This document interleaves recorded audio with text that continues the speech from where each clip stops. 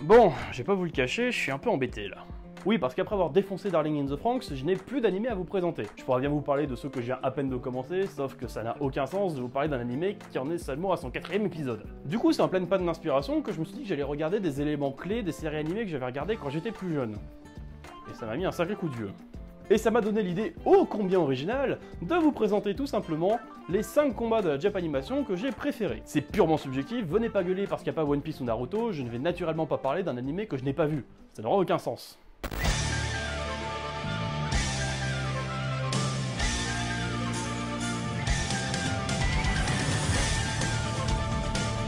Mais, dis-moi chauve, ne vas-tu pas là par hasard nous parler de Fairy Tail, un manga sur lequel tu as allègrement craché dans plusieurs chroniques? Eh bah si. Déjà parce que c'est un des premiers shonen que j'ai vraiment lu, dès le départ. Pour l'anecdote, j'étais en 4ème, donc j'avais 14-15 ans quand Soul Eater et Fairy Tail sont sortis à peu près en même temps.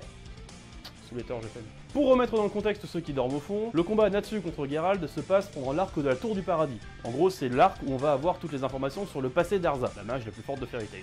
Geralt est donc un ami d'enfance d'Erza qui cherche en fait à ressusciter Zélef, le mage noir, l'équivalent de Dark Vador dans Fairy Tail, et pour ça il n'hésite pas à sacrifier ses amis. Donc évidemment, quelqu'un qui est prêt à sacrifier ses amis pour atteindre ses objectifs, dans le monde de Fairy Tail, il n'allait pas faire long feu. Fairy Tail étant évidemment réputé pour être un étendard au pouvoir de l'amitié. C'est d'ailleurs le premier reproche qui est fait au manga et à l'anime, et pourtant dans ce combat, eh bah c'est bien. C'est d'ailleurs pas pour rien que j'ai choisi ce combat-là qui est pour moi l'apogée de Fairy Tail, le moment où le manga était au top de sa qualité, avec le Battle of Fairy Tail, qui est l'arc qui est juste après. Donc évidemment, ce combat utilise le pouvoir de l'amitié, mais ce coup-ci, c'est pas trop overcheaté, ça passe, c'est acceptable. C'est pas comme tout le reste de la série qui vient juste après. Bon, j'ai raté de cracher sur Fairy Tail, je suis quand même là pour le défendre. C'est le premier combat où Natsu dépasse vraiment ses limites, et pour ne rien vous cacher, à l'écoute des premières notes, j'ai eu un début d'érection. Les musiques de Fairy Tail sont connues pour être très bonnes et surtout elles portent la hype à un niveau très haut. Et là c'est vraiment un déferlement de technique qui nous attend. Natsu brille par sa détermination, Geralt lui s'illustre par sa magie unique en son genre. C'est d'ailleurs pas pour rien que le perso sera aussi populaire auprès des fans de Fairy Tail après cet arc. Faut dire qu'il a quand même un sacré charisme et une magie qui est super cool à regarder. Donc voilà, je le place 5ème de mes combats préférés, tout simplement parce que c'est celui qui illustre le mieux le potentiel qu'aurait pu avoir Fairy Tail. Malheureusement ça s'est cassé la gueule sous les seins et les boobs.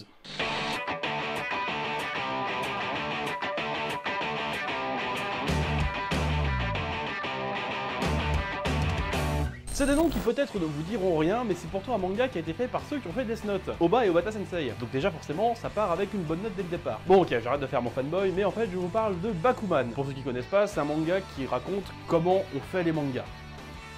Une sorte de mangaception. Le fil conducteur de l'œuvre, c'est la promesse entre Moritaka et Azuki. En gros, Moritaka veut devenir mangaka et veut épouser Azuki.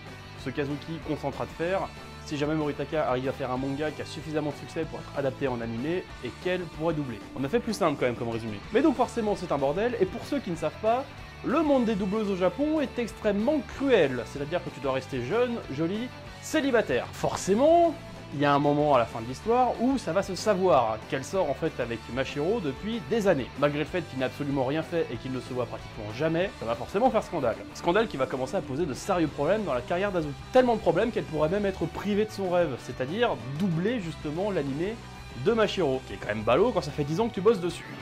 Et du coup, pour essayer d'éponger un peu le drama, Azuki va aller seul à la radio pour être confronté directement aux auditeurs, ses fans. C'est pas une très bonne idée, genre vraiment pas. Genre ça part en couille, elle commence à se retraiter de salope et ça commence vraiment à aller beaucoup trop loin. Jusqu'à ce que Mashiro appelle.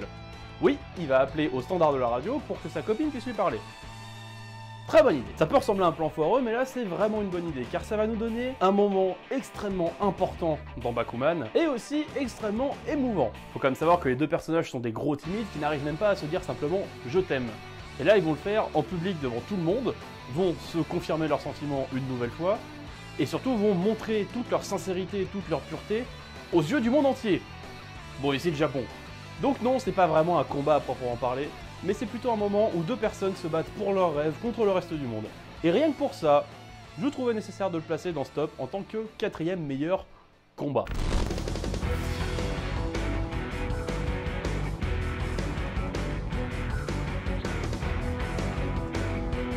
Ah, Soul Eater. C'est mon shonen préféré. Voilà. Tout le monde ne l'a pas vu, tout le monde n'est pas d'accord avec ça, il a beaucoup de défauts, mais ça reste néanmoins mon shonen préféré.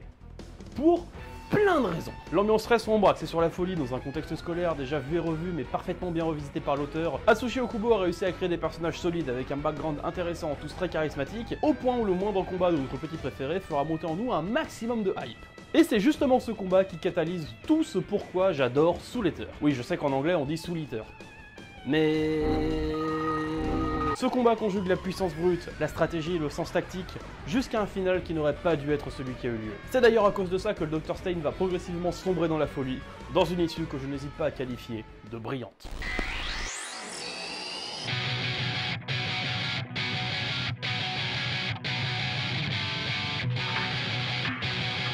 Amis cérébraux aimons bien se triturer les méninges, au revoir, ce n'est absolument pas dans cette série que vous allez trouver la moindre once de logique. Ce combat c'est simple, c'est la démesure, c'est l'excès le plus absolu.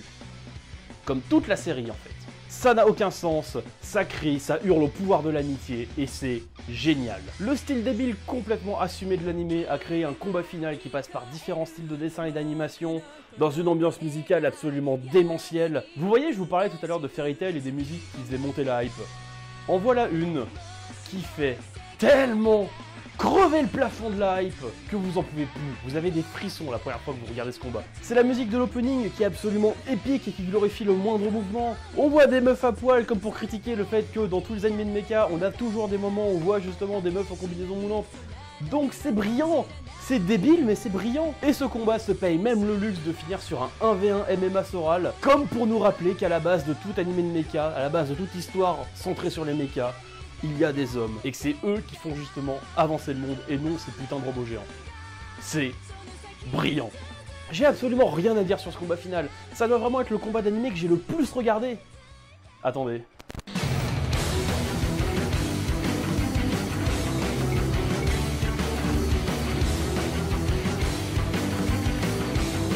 Évidemment que j'allais parler de My Hero Academia, c'est un de mes animés préférés. Vous attendiez vraiment à autre chose?